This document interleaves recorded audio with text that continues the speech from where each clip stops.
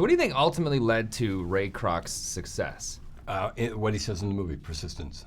Yeah, that's what it is. Yeah, and drive and focus. Now, your vision of Ray, do you see him as a bit of a bad guy? Because I know a lot of people, when they see this movie, it's kind of, as John described it, like a Rorschach test.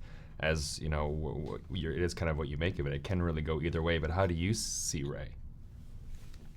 All those things, actually. That's why, you know, it's, for an actor, this is a really interesting person to try to portray.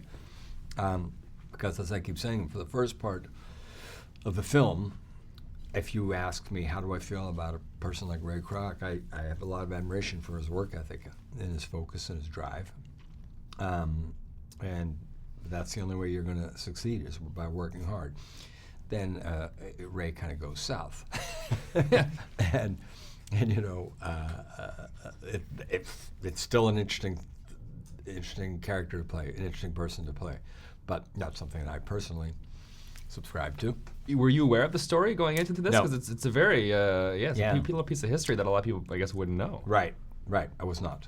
I didn't even know there were McDonald's brothers, and that's one of the reasons I wanted to do it, because once I read the script, and then we started to discuss it, not just John and I, but mostly John and I, Hancock, the director, but with others, you start to hear this story and you realize you know nothing about this thing that's just omnipresent in our lives called McDonald's. You know, it just is. It's just out there. It's part of the fabric, and then you hear the story, and it's just a really interesting story. It's interesting to me with the McDonald brothers. One of their first ventures was a movie theater company and the kind of in film industry, and it failed them. Right. But here we are years later, and this may be the exact industry that kind of brings them a bit of redemption. That's very interesting. That's right. That's true. That's right. The one thing that the industry they wanted to be, and I didn't know that about them, that they were two guys, really amiable, hard workers who came out and thought, let's see if we can get into the movie business. And then they thought, well, I guess we're not going to do that.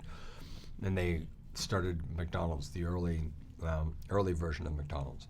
Now, how many burgers did you actually eat filming this thing? Because I know there's a couple takes where you're eating a burger. Yeah. You spitting those things out? Because I heard from John they were actually pretty delicious burgers. They were on set. pretty damn good. I don't eat a lot of those type of fast food burgers. They seemed fine. Ate some, didn't eat some. We didn't do that many takes, so it wasn't that big a deal.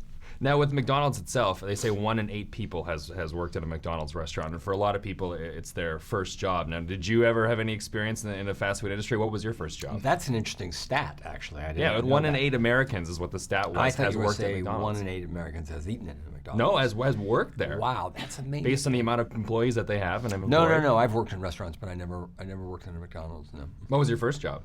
Ever? Yeah, going way back. Mowing lawns for Mrs. Story. I think she paid me.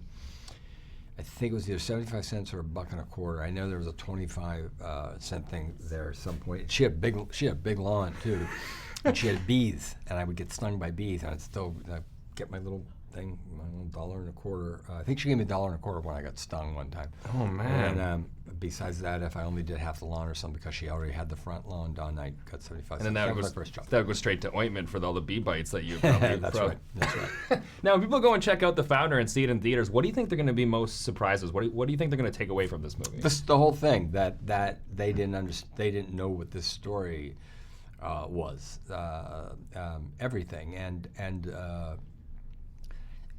the response so far is so good that I think people are open to watching a person on screen who is somewhat unsavory toward the end, and that's what I admire John for, among other things, is he stuck by his word that we wouldn't back off what the truth was. You know. Amazing. Yeah. Well, thank you so much. Great chatting with you. All right, man.